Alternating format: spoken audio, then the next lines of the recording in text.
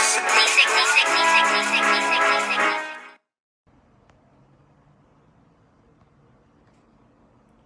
Assalamu alaikum. It's your brother Landon X, and this is Nation Town TV Live. And today we're going to talk about the good old-fashioned fairy tale. One in particular is one of the oldest American fairy tales that's ever been told. The poor little girl gets scooped up by a prince and made a princess, and they live happily ever after. Or do they? Let's get it.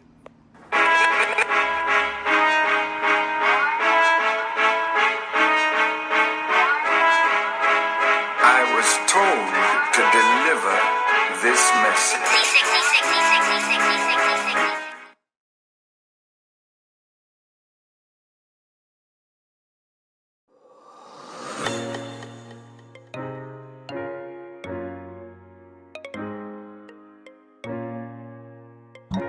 Three-o.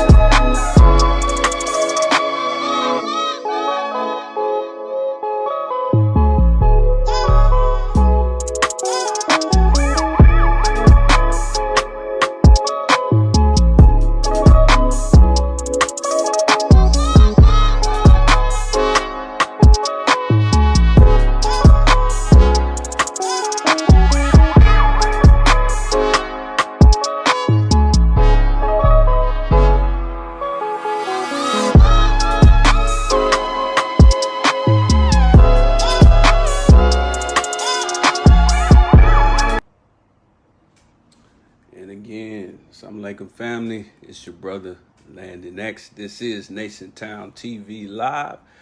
And we're going to get it in today. As we always do, we won't be long, but inshallah, we will be strong. And let's just say this was a weekend where some of you, I'm sure, were looking to Hollywood to be medicated with a fictional version of a prince and a princess type story. But the medicine that we really needed, the real medicine that we needed as a people, was taking place in another kingdom with another kind of princess. We're going to touch on that today. But first, let me, of course, start off in the proper fashion.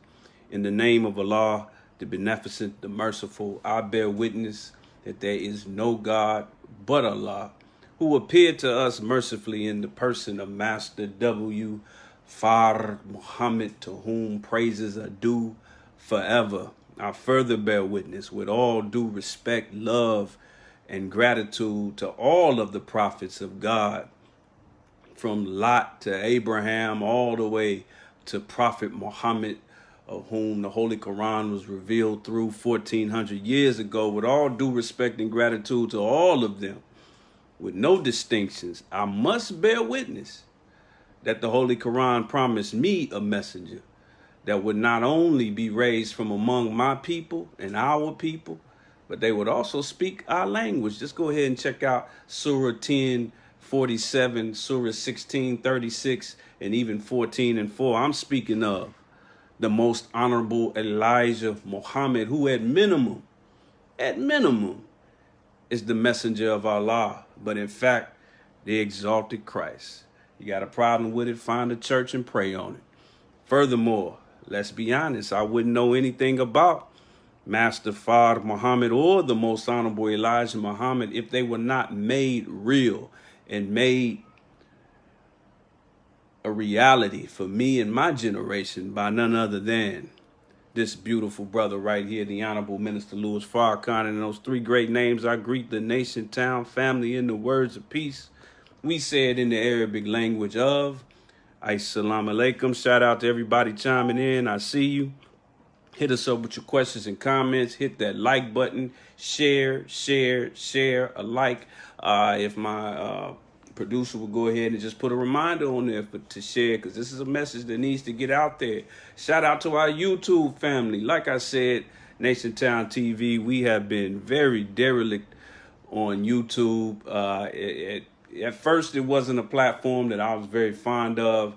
We started a YouTube page a while back, but you know, I didn't do anything with it. I barely even posted content on it.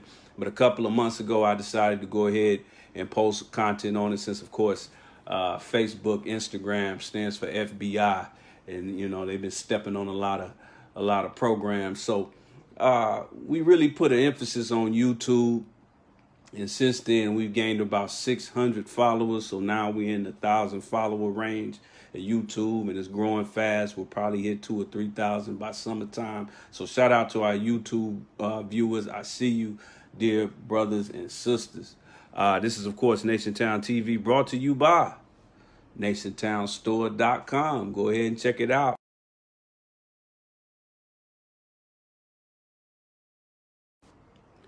Your own personal care products, your own pies, cookies, and much more is on the way. Make sure you check out NationTownStore.com. So shout out to everybody that's been supporting NationTownStore.com. We sincerely appreciate it. We can almost barely keep up with the orders, but we will. Please believe. But all praise is due to Allah. Those are the kind of problems that we always want to make for all of our black-owned businesses, is to force them to have to go into our communities and employ our people. After all, black-owned businesses are actually the #1 private industry when it comes to employing black people. We employ us more than anybody else, except for the federal and state government. That's why I emphasize private. So when you support black businesses, you supporting yourself and supporting your people. But with that said, family, again, shout out to everybody chiming in. I see you, Brother Adam. All praises due to Allah. We're going to get into a story that I'm sure a lot of you are familiar with. If you're not, we're going to make you familiar. But we're dealing with this today. The FairyTale. Get Out Part 2. Meghan Markle, our sister with quotations. She's our sister with quotations. White quotations. Who is she is a princess in the royal family after marrying Prince Harry, the redhead dude you see on the bottom left of your screen. But surprise, surprise, boy, I did not see this coming. It turns out, now, I hope y'all ready for this. I hope y'all got your seatbelts on, like Brother Nuri say. Surprise, surprise, it turns out that the Queen of England and that whole family is a little teeny weeny bit racist. I know, it's hard to imagine, but it turns out that it is. And there was some what they call bombshell news Because, you know, for some reason, America has a fascination with the royal family. The royal family barely has any power in the land that they actually occupy, but for some reason, we're we have some type of just weird obsession with them. But I guess they call it bombshell news. Check it out for yourself. Were you having suicidal thoughts? Yes, this was very, very clear. Bombshell after bombshell in a no-holds-barred interview. So specifically, did you make Kate cry? The fallout and the fireworks that followed. How damaging? It's kryptonite. It's kryptonite. I mean, this is a hand grenade. This is a 2-hour trash-a-thon of our royal family, and it's all been done as Prince Philip lies in hospital. The stunning revelation that left Oprah speechless. Conversations about how dark his skin might be when he's born. What? And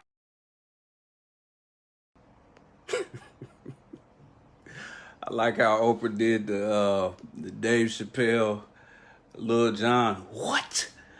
Listen, man. Let me first say this, just to cut to the chase. I'm not mad at Sister Meghan Markle, and if you've been following Nation Town, you probably got a sense of where I'm going with this. But I'm not really that mad at her. In fact, I feel sorry for her. I feel sorry for her. Some of y'all probably like, no, Brother Landon, no, she married that white boy. You know what I mean? Whoop-de-whoop-de-whoop. I feel you. I understand. But I kind of feel sorry for her, and I'm explaining in a minute. But this story has also continued to bubble to the surface and intensify, because I don't know if you noticed, but that pudgy white dude who was on that Good Morning Britain show, Piers Morgan, who also replaced Larry King on Larry King Live on CNN, and he got in trouble over some stuff he said about Larry King. He just recently quit because of him trying to defend the royal family in the face of this so-called scandal. Because he basically said, hey, no matter what the royal family does, leave them alone. You can't speak on them. It's not that serious. Meghan Markle need to get out her feelings. He said that in so many words. He also said some interesting things about Larry King after Larry King died, but I'm not going to go there. But he quit his job, so the heat is rising on this situation. But let me go back to Meghan. Family, I'm really not that surprised. But I feel somewhat sorry for Meghan Markle. I got to say, you know, I feel sorry for her because she's put in a position that the majority of black families put young people through. What? Yeah. What position is that? We give them this goal. We give black children this goal. They learn it from us directly, and we give it to them directly, of what I call Negro success. What is Negro success? We indirectly and directly raise our children to believe. You know how they say cleanliness is next to godliness? I'd say probably 75% or more of black families are raising their children to believe that whiteness is next to godliness. Because everything we do that we consider to be good, what it really is something that's just close to whiteness. If you read the book of Genesis all the way up to Exodus, you will notice that Pharaoh in the poison book in the Bible, whenever he would call on his magicians, he wouldn't even necessarily just pay them with money or gold. Or sometimes he wouldn't pay them with any type of currency at all. What he would promise them was nearness to himself. Nearness to himself. And the Most Honorable Elijah Muhammad taught us that the Bible is 3/4 prophecy, not history. And we see that with our people today, because we raise our daughters And sons, son, daughter, if you want to be successful, then your success is measured by how close you are to white people in proximity, how close you are to them when you learn. We go off of what we buy, where we buy it, where we live, where, how, and what we learn. I mean, we give them this mentality that if it ain't white, it ain't right. So I never understood when a Meghan Markle pops up, or even a black version of a Meghan Markle who goes and gets them a white significant other, and we feel so betrayed as black people. But then we go around and we say things like, you know what? I want to send my children to a good school. What are we talking about? Are we talking about a school like MUI, Muhammad University of Islam, which has an impeccable college enrollment rate? Are we talking about something like what we have here in LA? They have a Marcus Garvey type school, charter school. Are we talking? No, we're not talking about that kind of. We are talking about a school where your child has to wake up an hour or more before all of their white classmates and be bused to the other side of town, and then be like an ink spot in the classroom, like a mascot, as Malcolm said in his autobiography. That's how he felt at the white school that he went to. He felt like a mascot.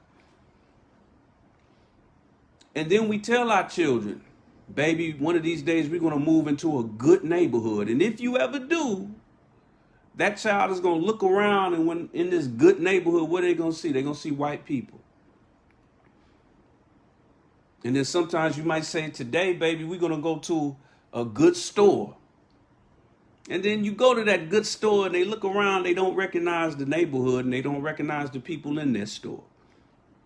Even though everybody in that store recognizes them because they're staring at you like you crazy, because everywhere he looks, left and right, he sees white people. And then we say things like good hair, as if hair could have some kind of moral compass or moral quality. I've never seen hair help an old lady across the street. I ain't never seen somebody's dreadlocks or curls give to charity. I've never seen hair do anything good. I've never seen hair kill anybody. I've never seen hair rob anybody. But we say good hair. What do we mean when we use that word good? We mean white. And we raise our children like that, but then they go off and they marry somebody that's white, and we just act so surprised. Like, oh my God, I thought I told you if they can't use your comb, don't bring them home. Yeah, that's cool and all, that rhymes and that's cute, but where did you buy the comb from? Where is your home? And where's the home that you want to live?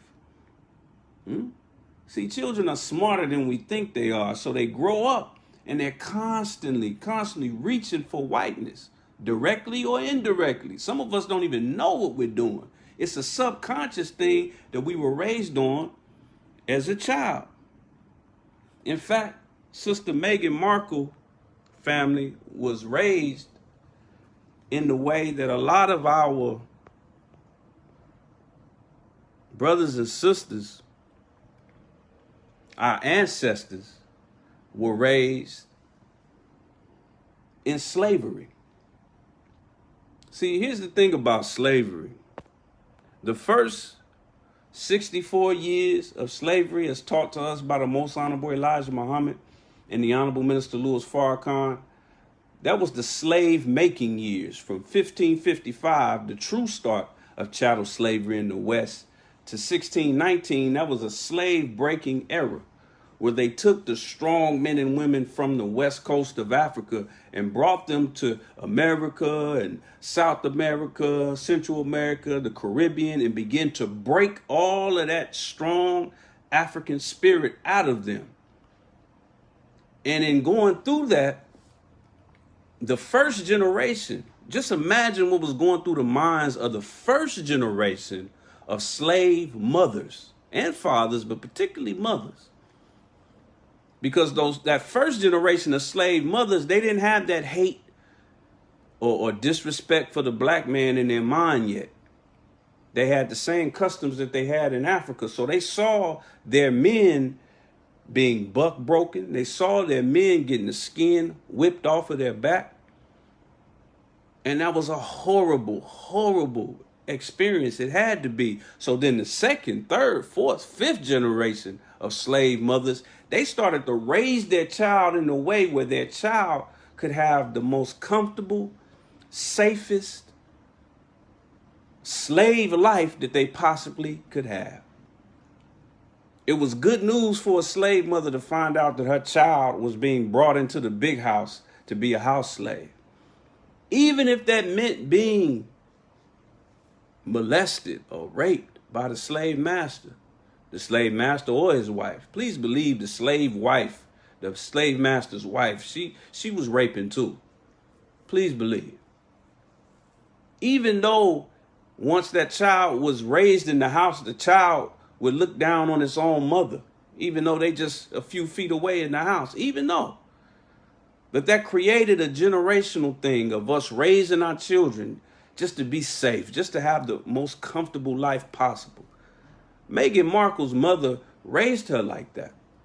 That's why she sat there so proud and so happy to see her daughter marrying a white prince. That was big to her. That was a major thing for her. And most black people, I won't say most, but a lot of black people, particularly black women who keep up with this kind of thing, y'all were happy. You go, girl, get that bag. Get you a man. Don't sit around waiting on these niggas. Go get you a man. You go be a princess. Meanwhile, on the other side of the field, you had this right here. Getting mean mugged at your wedding by your mother-in-law. Because he broke a long-standing tradition of whiteness in the royal family. So with Meghan Markle, I can't get too mad at her. For a couple of reasons. One, that's how she was raised. And I see young black women, young black men being raised the same way every day, directly and indirectly. You don't have to tell your son or daughter directly, go get you a white woman. You ain't got to go tell them that. But if everything you do revolves around this false idea of white superiority, see, children are intelligent. What a child will do is say, okay, mama wants to look white. Daddy wants to live white. They both want to send me to a school to learn white. Well, damn, why don't I stop tiptoeing to the tulips and just be white? Let me make the whitest babies I can make. Let's be real. Like I saw a post on social media where somebody else basically said the same thing that I'm saying. They said, are we not the same black people that when a child is born, we go to the hospital and we see the baby for the first time, we look at their ears? Because, all black babies are born, no darker than me. All black babies. Even if they grow up to be Wesley Snipes black, they're no darker than me when they're born.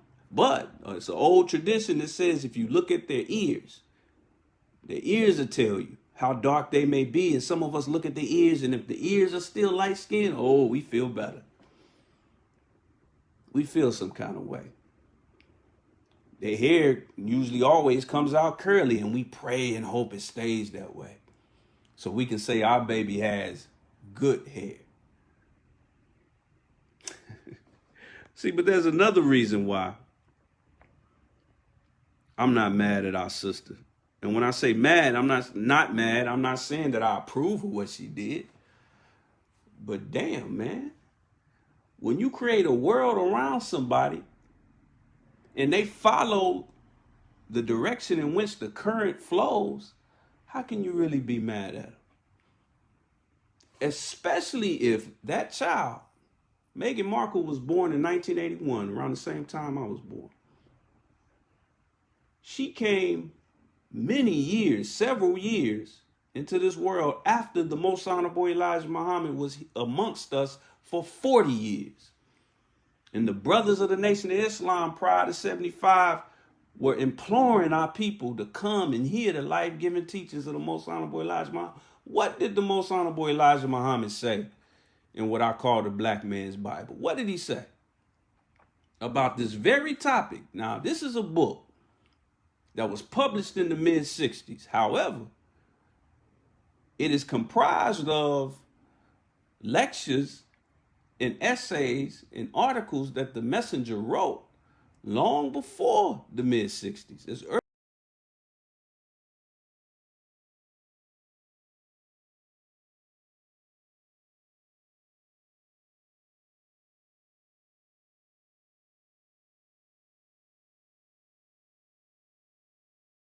And all of the Meghan Markles to come.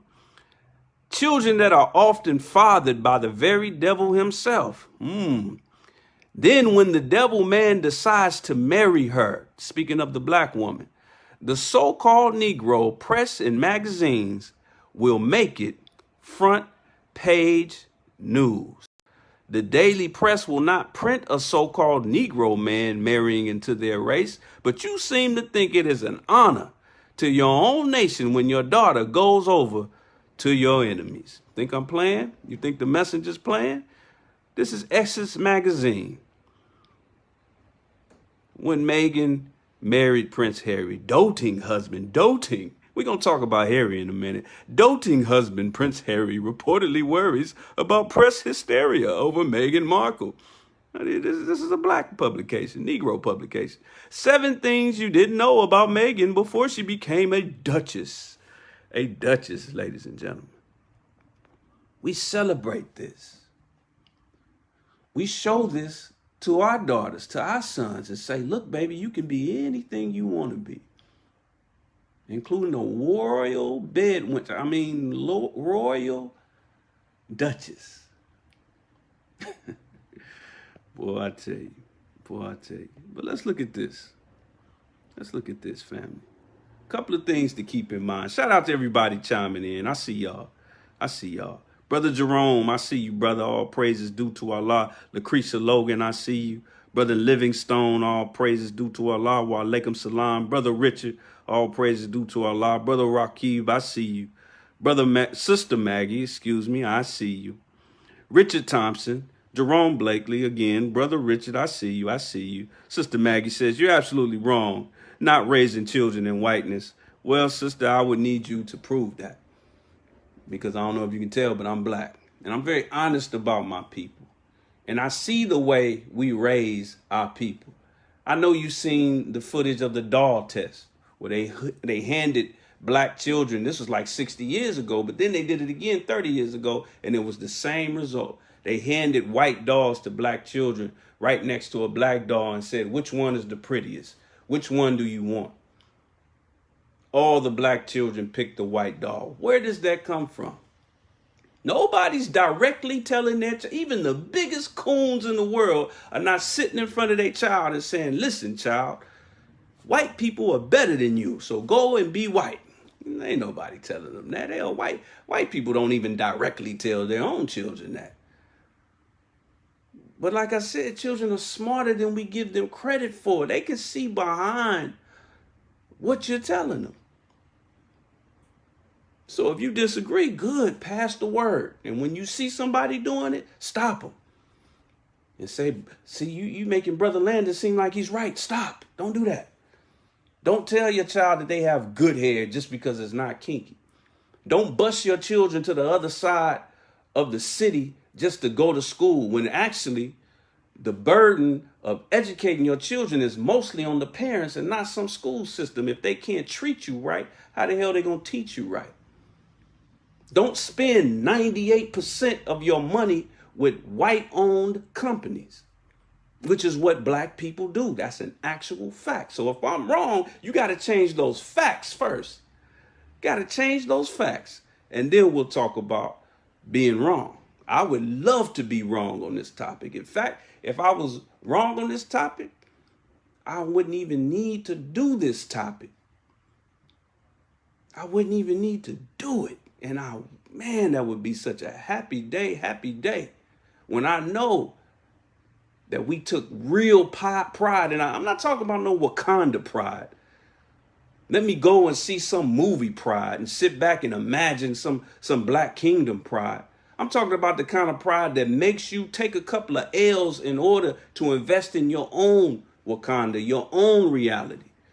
Being able to see past your own Black people's faults long enough to help teach them or help reach them.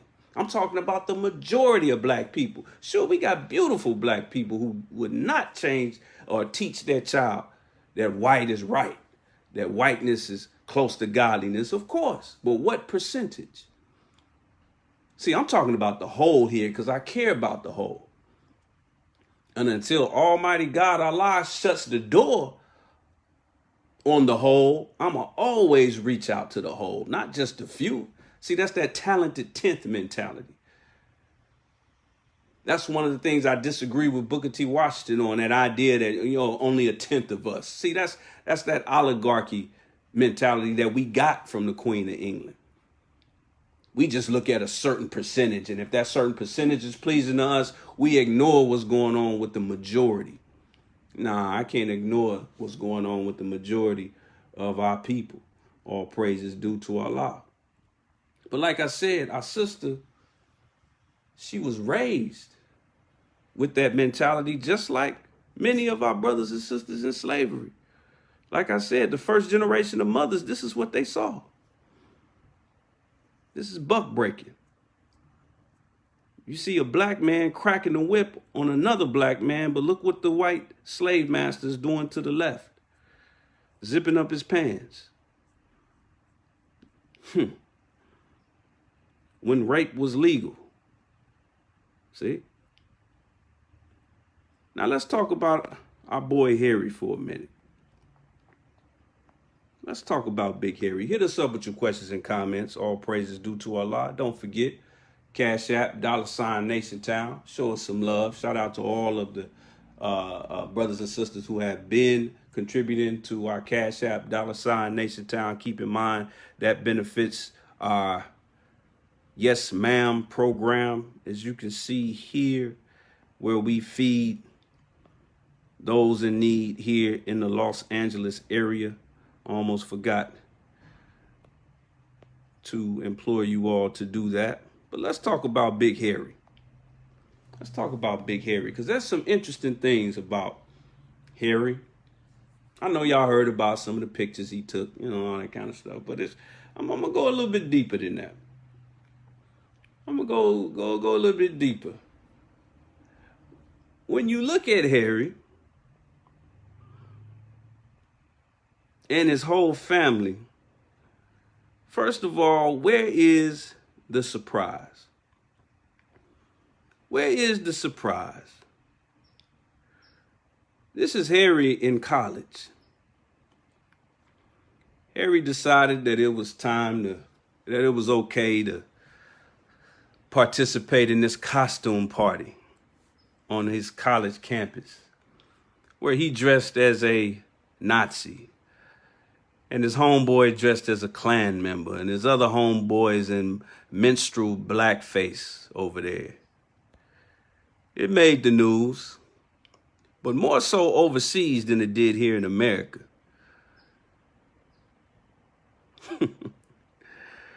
But where is the surprise with Brother Harry? And you know what? I'm not even gonna put a whole lot of hate on Harry. Where does he come from? Now, I talked about Meghan Markle and how she was raised. How is Harry's lineage raised? Let's take it all the way back to the 1500s with the first Queen Elizabeth, who financed the first slave ship. She cut the check that led to Sir John Hawkins and his slave ship, Jesus. She was the one that realized that not only they could extract the wealth of Africa, the rubies, the diamonds, and the oil, and all of the other precious resources. Every precious resource that exists anywhere in the earth can be found in Africa. But she realized that the most precious resource in Africa was you and I. This is the kind of mind that raised Prince Harry. See, I'm big on lineage. See, we like to cherry pick a white man and say that one is bad. We like to cherry pick a sister and say that one sister is a sellout. Well, you got to ask yourself, whenever you receive something that's bad, you got to ask yourself, well, who are creating these bad apples? What's wrong with the tree? What's wrong with the tree? These are some of the things that they're guilty of. The bear concentration camps. Of the 107,000 people interned in the camps, this was a war that was taking place in what they call the Cape, the Southern Cape area of Africa. These were whites going to war with whites over black territory, but in the process, an unknown number of black Africans were also murdered in concentration camps. This is what they did. The Mau Mau uprising, thousands of elderly Kenyans who claimed British colonial forces mistreated, raped, and tortured them during the Mau Mau uprising, 1951 to 1960. So we ain't talking just 400-500 years ago. We talking about today. Today, members of the Kikuyu tribe were detained in camps since described as Britain's gulags, or concentration camps, where they alleged they were, I'm just going to say that without that A word, where they were systematically tortured and suffered serious sexual assault. Always sexual. Estimates of the deaths vary widely. Historian David Anderson estimates there were 20,000, whereas Caroline Elkins believes up to 100,000 could have died. I'm a up Caroline, whoever that is, and say it was probably more than 100,000. Moving along, TrueGov, but check this out.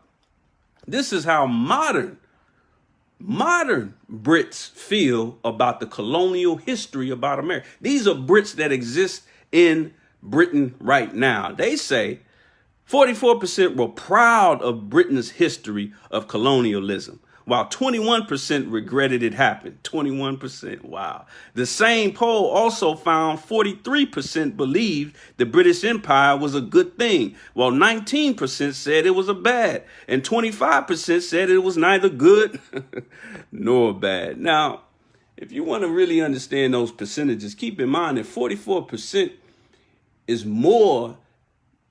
almost more than the percentage of Americans that voted for Bill Clinton when he was first elected president. 44 is around the same percentage of Americans that voted for Donald Trump in 2016 and in 2020. So we talking about a large population of Brits who believe that was okay. The Mau Mau uprising and what they did to our Mau Mau brothers. Slavery itself. All of the deadly and bloody colonial acts that Britain has taken, has financed all over the world. And keep in mind, America is the child of Britain. That's why you go to certain places. That's why it's New England, is new this and new that. New York. Where's old York? Europe. Whenever you see something that's new something, other than Mexico and the West Coast, but when you look in where the original 13 colonies are, you go in that area, everything's new this. New Amsterdam, new this. New Hampshire. Where's old Hampshire? Hampshire is over there. So we're raised by the bastard children of that same empire. And we wonder why we're in the situation that we're in. Another thing I want to touch on before we get up out of here. Shout out to everybody chiming in. I see you. All praises due to Allah. Brother Richard says the book is a shame-based alliance. The oppressed in league with the oppressor, a shame-based alliance. I agree. He says, Brother Landon bringing the receipts. All praises due to Allah. I got to. Because in a situation that we live in today, you can't go off of emotion and what you want to be the reality. In fact, if you have a reality that you want, the best thing to do is to deal with the reality that is. That's our problem. We want to just fantasize. That's why we take movies so seriously today, because that's the new fantasy. That's the new mystery God. I just want to just pay my ticket and go in the theater or download it on Netflix or whatever and just sit back and just imagine that black folks is all right. That's why I don't like no slave movies and I don't like this kind of movie and that. I just want to see movies where we win it because we just want to imagine our reality because we know the first step to a real successful reality is dealing with the current reality, and that's where the hard work comes. That's where the ugliness gets uprooted. Sometimes when you got to clean, I mean, you got to touch dirt to deal with cleaning. You can't clean. If you clean something and never have to deal with dirt, then it didn't need to be cleaned in the first place. And our people need cleaning mentally and otherwise. But let's take a look at some things as we go further. Shout out to everybody chiming in. I see you. Hit that like button, share, the whole nine. Let's look at the monarchy of the British kingdom, if you want to call it that. First of all, when you look at the crowns that they represent, this is St. Edward's crown. This is the imperial state crown. This is the crown that the queen wears when she's being crowned as the queen or when any major event happens in the so-called royal family. But these are all made from the velvet to the gold to the rubies to the diamonds. Every aspect of these crowns represent a highlight reel of the theft of the British kingdom. These are rubies and diamonds from Africa, velvet from other foreign countries like India. And they purposely used it. Now, they could have made some of this velvet in Britain, but no, they would purposely use things from countries that they conquered and put it on the crown of this funny looking, I mean, this is an ugly family. I just got to keep it real. I mean, look at them now. Come on now. This ain't racism. This is just actual fact. This is not an easy family to look at. They just are not easy to look at. But when they put that crown on their head, that crown, in fact, every true crown has a significance. These are all diamonds and rubies and products that come from countries that they conquered in blood. It's a song right now that the youngins are repeating called Get It Back in Blood. See, this is where we got that mentality from. We can't get mad at the young street soldiers in the so-called ghettos. Y'all call them gang members. We can't get mad at them. They were raised by a society of murderers. They were raised by people who were raised by mentally a society of murderers who will murder you. See, we put a t-shirt on, or we go and do like Gucci did on that Versus with Jeezy and say we smoking Pookie Loke. See, this was the concept of the Brits right here. When they smoked a whole nation, a whole continent, they took their precious resources and put it on their crown. This is how they did, because every crown of every kingdom, the crown tells a story. Good or bad, it tells a story. These are the stories that they tell with their crowns are absolute murder and mayhem. It says many of the tiaras in the queen's personal collection have passed to her from other family members, and a few are gifts from family members or foreign heads of state. When you see that, foreign heads of state, they talking about jewels that were stolen or robbed. Speaking of crowns, we can't talk about crowns unless we talk about a real crown. The well-known fezzes that the Most Honorable Elijah Muhammad wore also represented a story. They represented the self-creation of the black god in triple darkness. Started as a spinning atom that released centripetal and centrifugal force and went to war with the darkness for the first god to create himself. It was actually made by a sister named Shakila Zia Hassan. No, she's not a black Muslim. She's actually a Pakistani woman, Dr. Shakila Zia Hassan.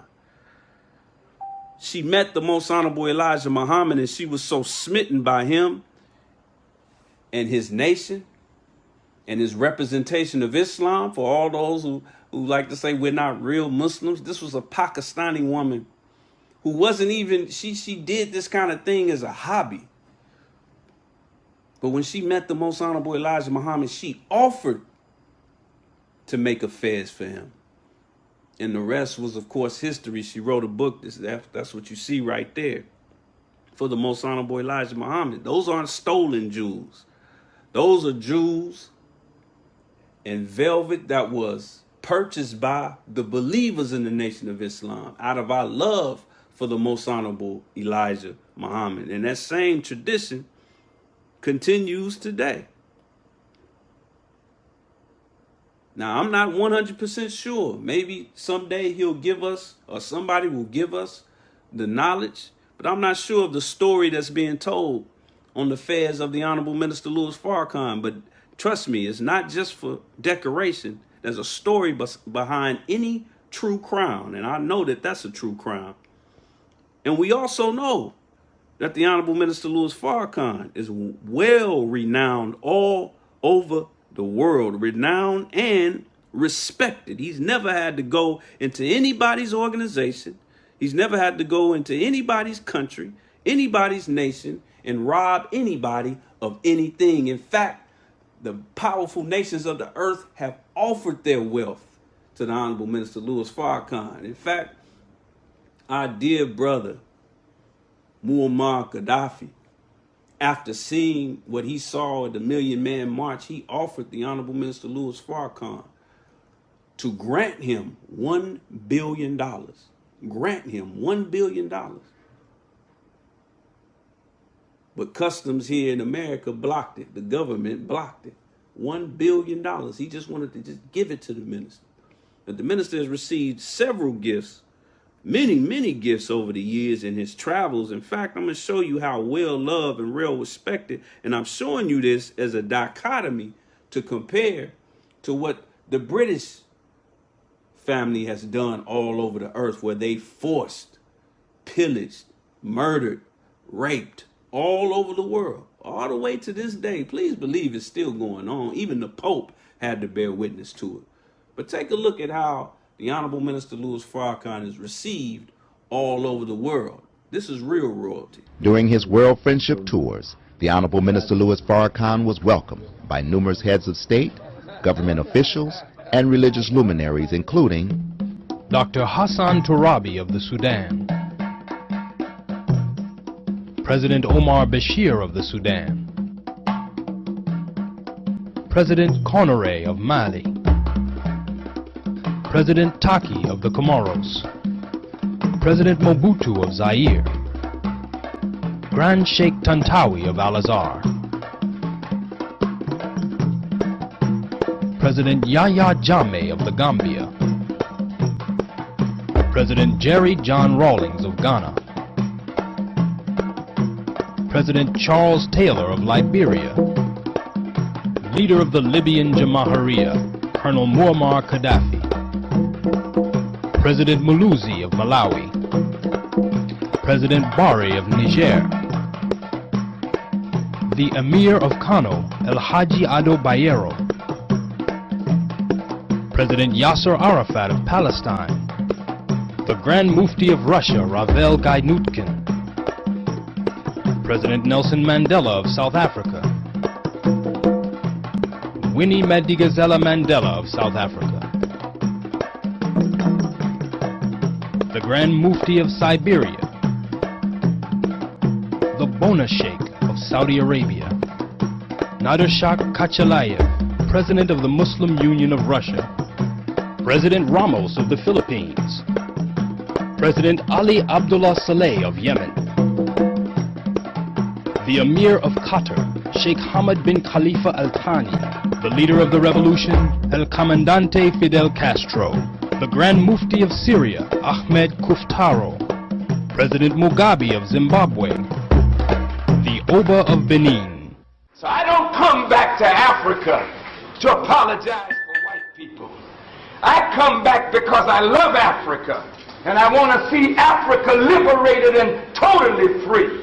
And I know the aims and the aspirations of the white man against Nigeria, because when I come to Nigeria, I see the soul of Africa. I see the heart of Africa. I see the brilliance of Africa in the sons and daughters of Nigeria. So rest assured, my dear Royal Highness, we will go back to America and we will tell the story of what we saw and what we heard and what we felt. And we will never let that enemy crush and destroy Nigeria. For if they crush and destroy Nigeria, they will crush and destroy the hopes of all of Africa and black people all over the world. That was the Honorable Minister Louis Farrakhan at the end right there, speaking to Nigerian royalty. And that got me to thinking. Like I said earlier, as the Most Honorable Elijah Muhammad said, let's review again what the Most Honorable Elijah Muhammad said. He said, then, when the devil man decides to marry a black woman, the so-called Negro press and magazines will make it front page news. And I saw it all through social media. Now I'm not gonna jump to any generalizations, but I did see many black people, particularly sisters, who were very happy for our sister. And I'm gonna touch on that because there's a huge hypocrisy in that I'm gonna deal with. But you know what's the saddest aspect of that? Us celebrating this?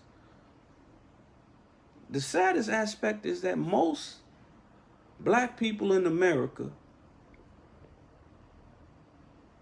if you polled them, if you did a survey, you would find that most black people in America have no knowledge, first of all, not even any historic black African royalty, but would have no knowledge of current black royalty. I'll even admit, before last week, I knew very little.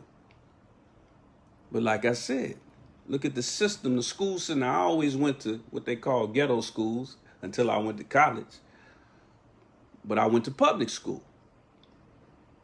And I was always taught about other oligarchies and monarchies, like Queen Elizabeth. What you know about this man right here? Can you name a black or African royal family? This is President Cyril Ramaphosa. He meets with King Mswati III on the 3rd of March. He is the Eswatini king in his tribal garbs. This brother right here, this is King Letsi III of Lesotho. This is him with his beautiful queen. Now, this is what I'm talking about right here. This is royalty. Now, there are only 3 kingdoms in Africa that are recognized by the white world.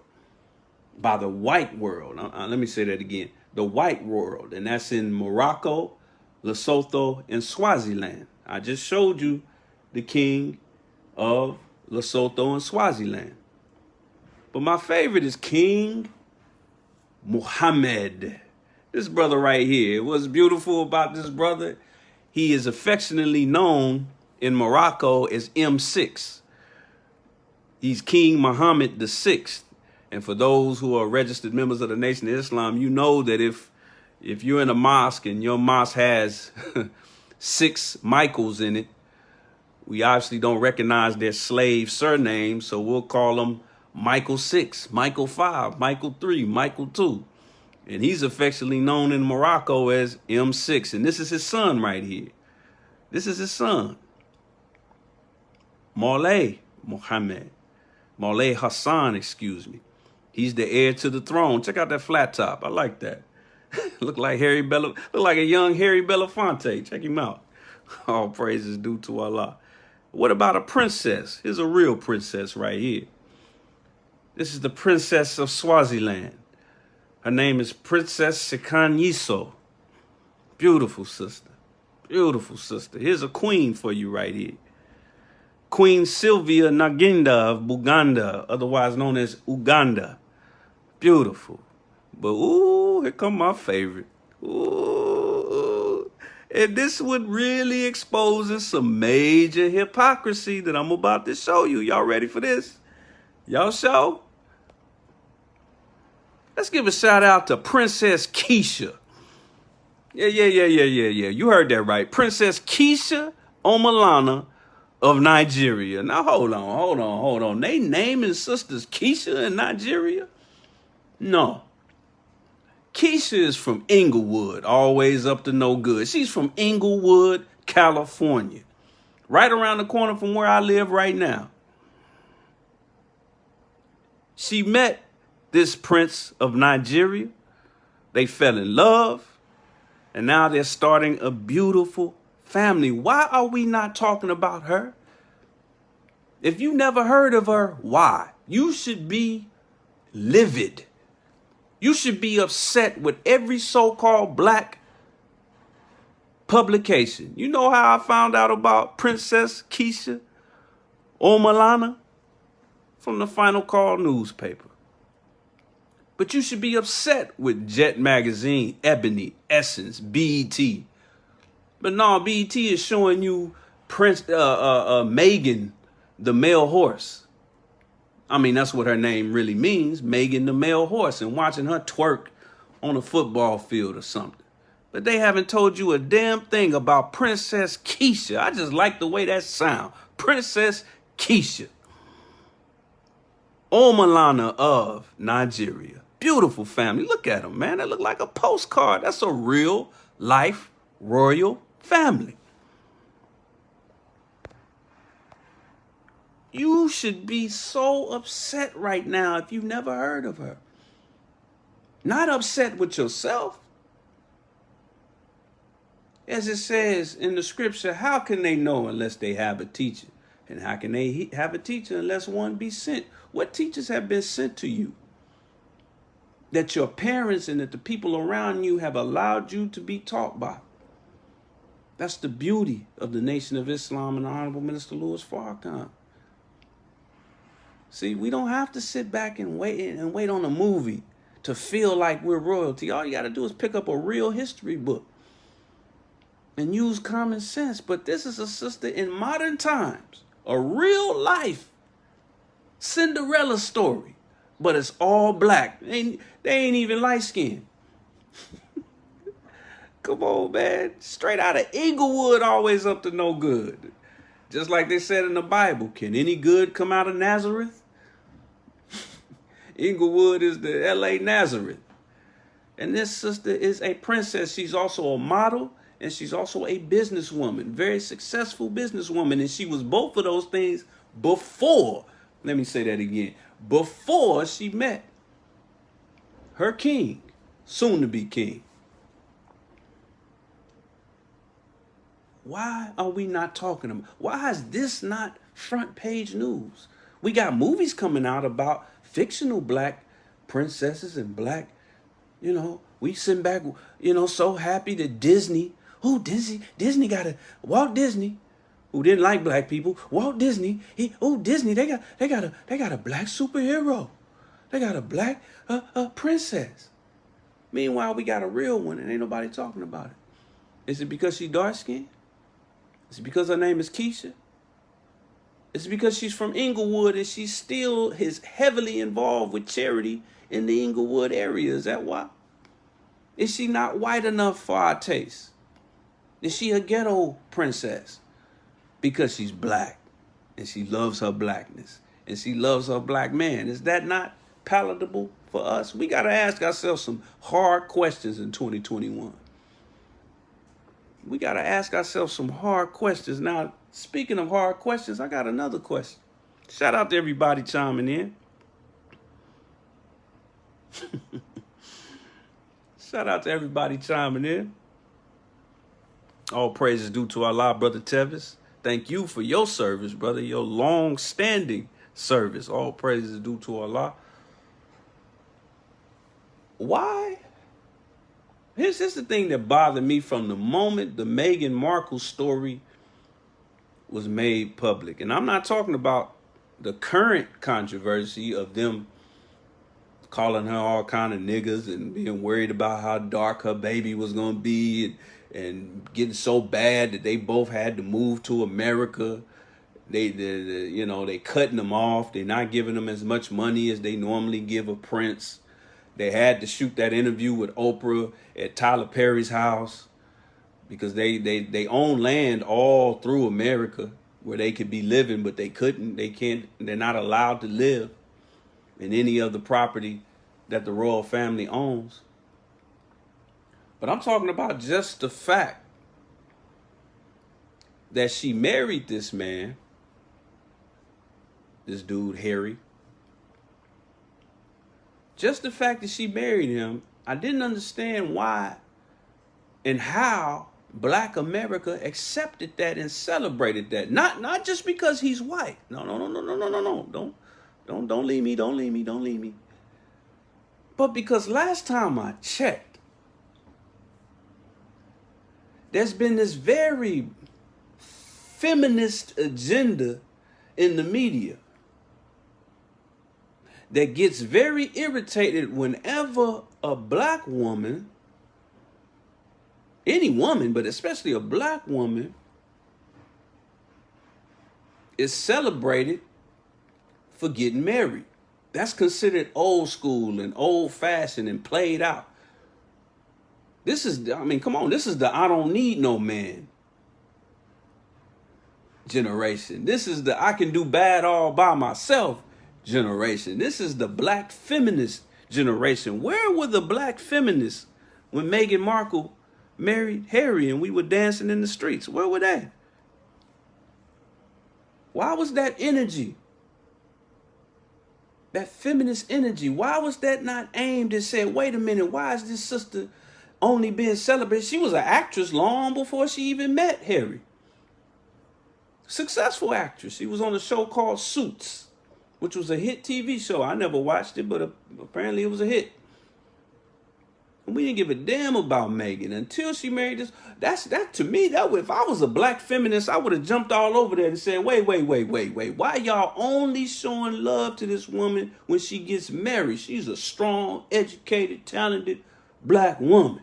Y'all should have been showing love to her regardless. Why does she have to get married to a man first?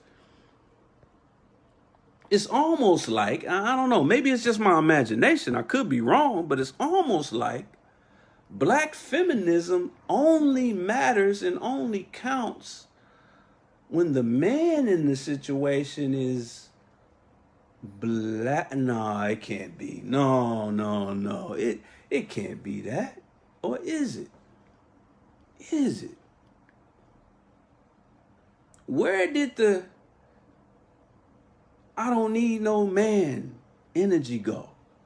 Where did the I can do bad all by myself energy go when it came to celebrating Meghan Markle? I mean, hell, if you want to be real, Meghan Markle and her son can be called a nigga all by themselves. They didn't have to marry into the royal family to be called all kind of darkies and coons and niggas. That's happening to single Black women every day when they show up to work.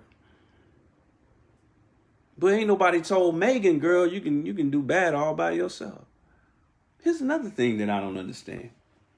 Let's go back to your boy Harry. Let's be very clear about Harry. Let's be very clear about your boy. First of all, I mean, I'm just being honest. I'm not hating on the man. Do your thing. But this man has never accomplished anything his entire life.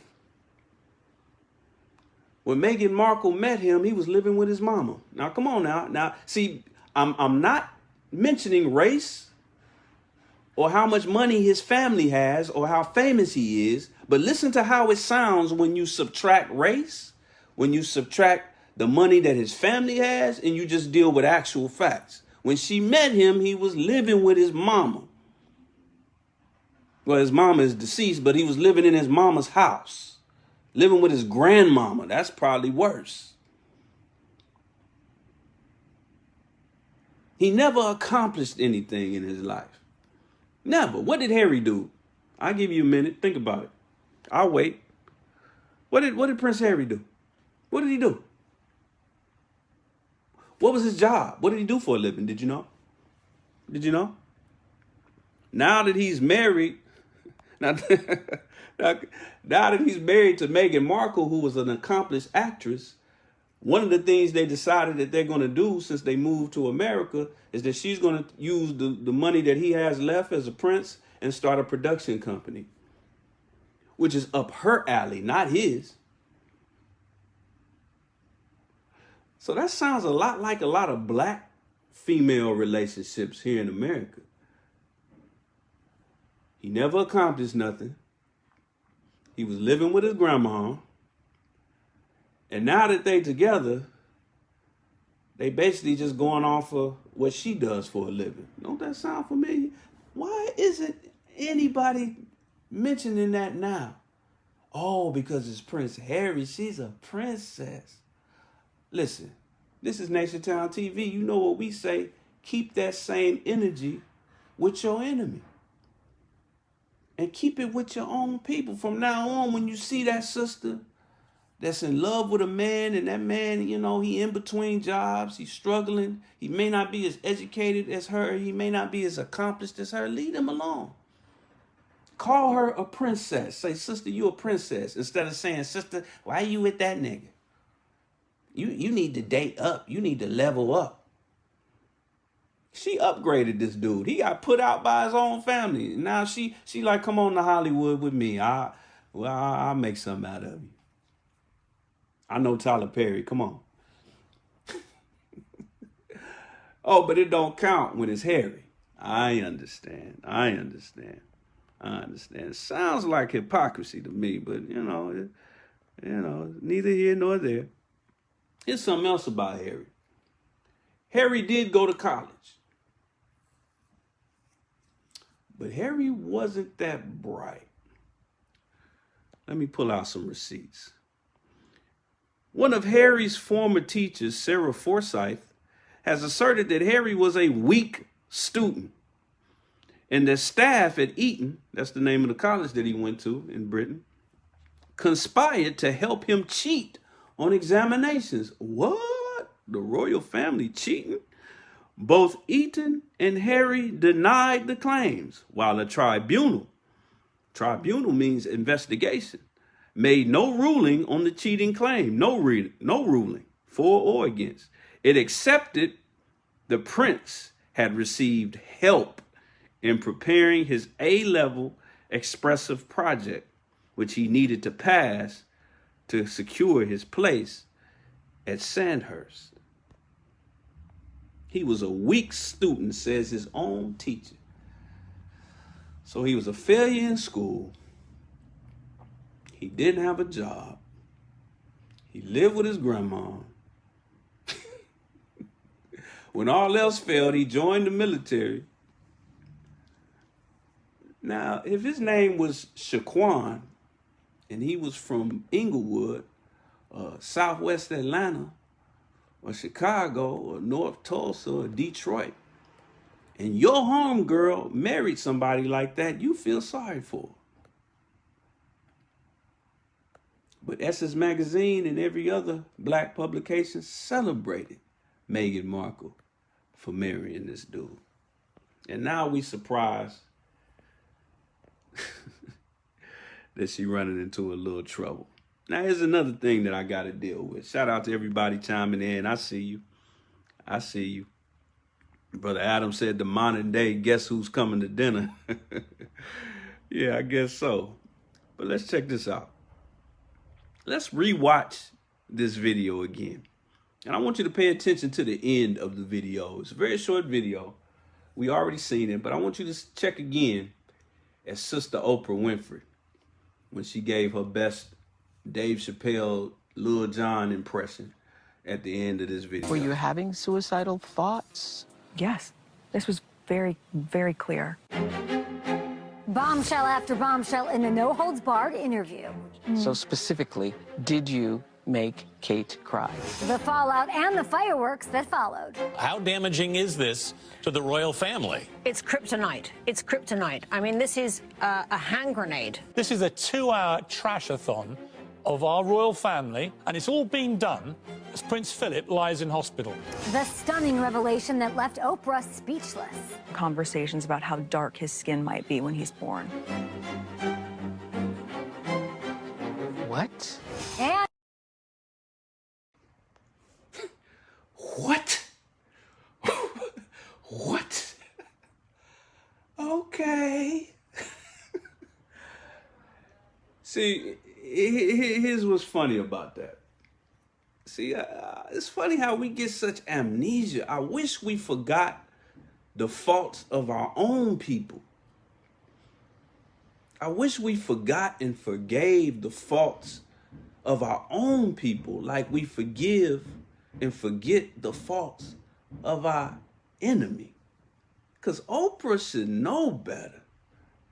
She lived in the South in the 60s and 70s.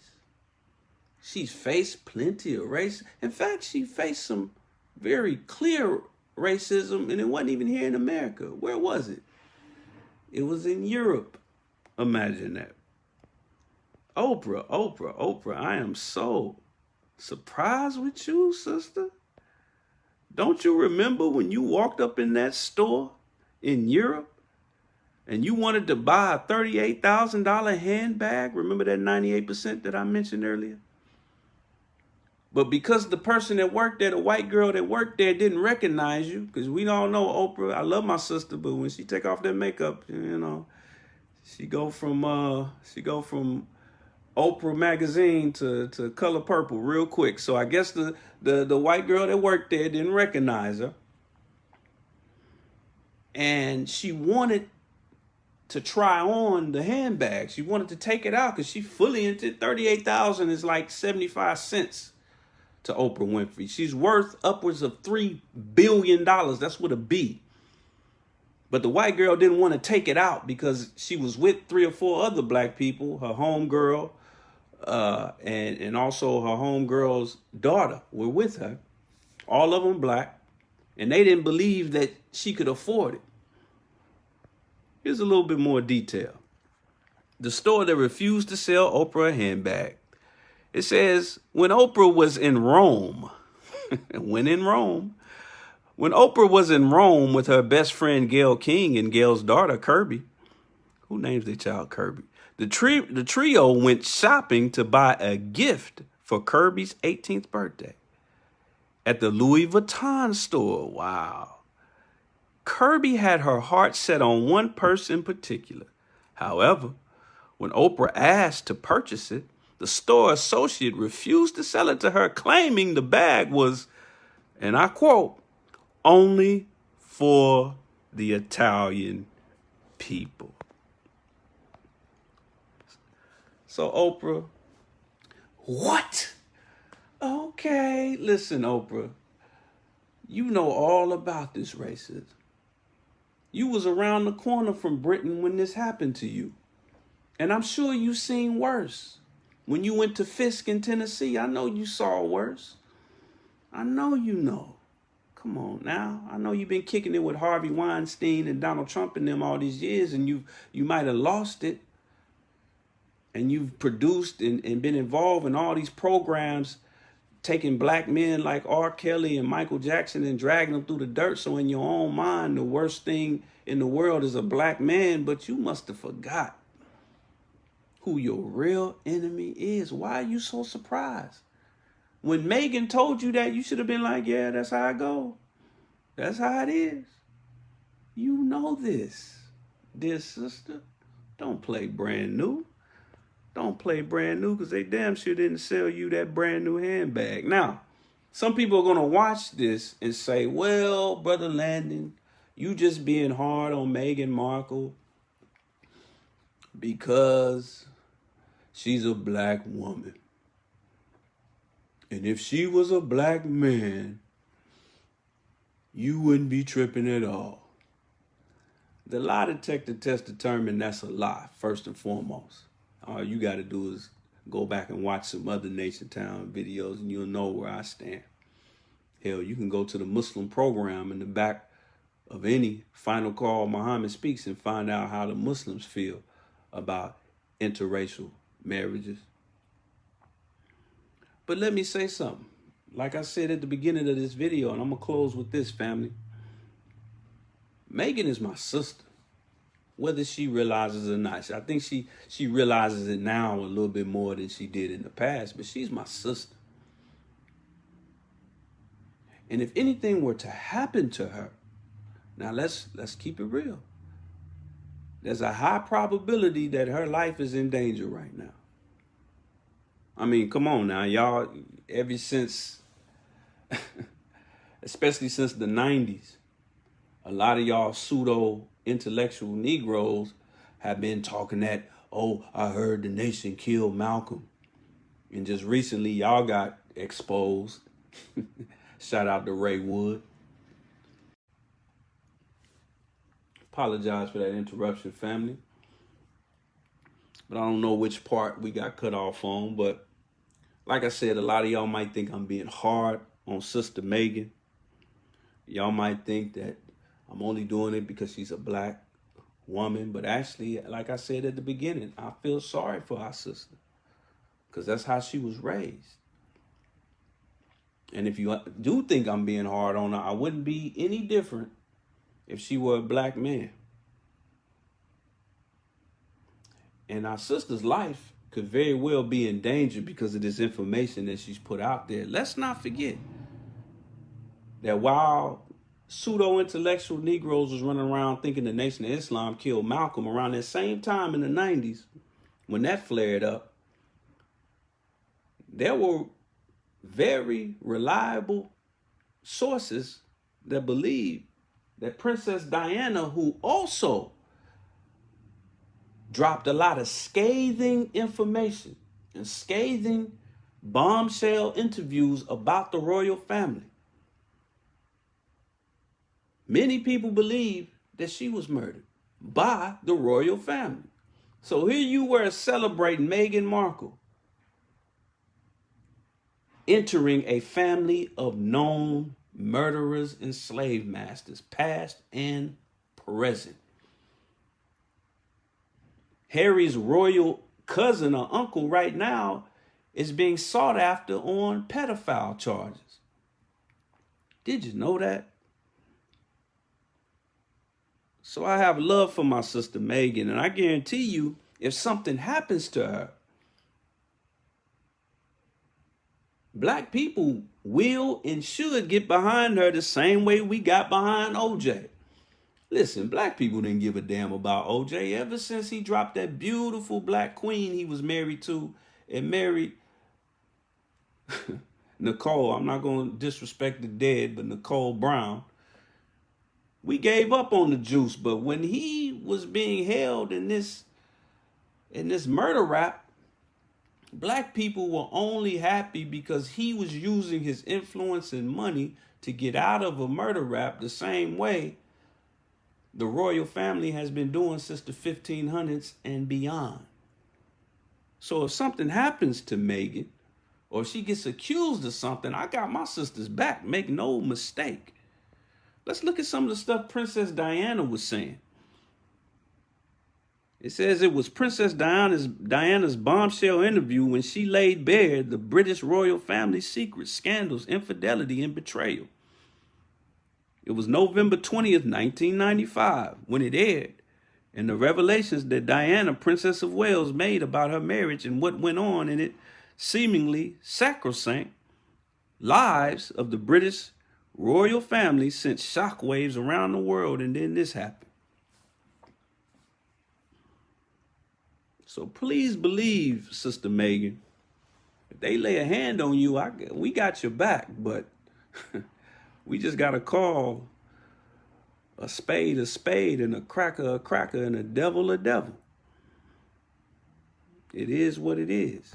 And let me finish by saying this, and I'm going to bring this back up because this is beautiful to me. I think this is just wonderful.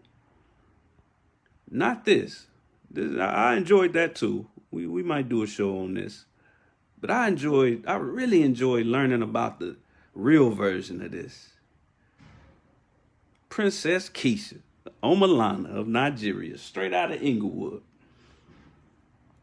And that brings me to my closing, family.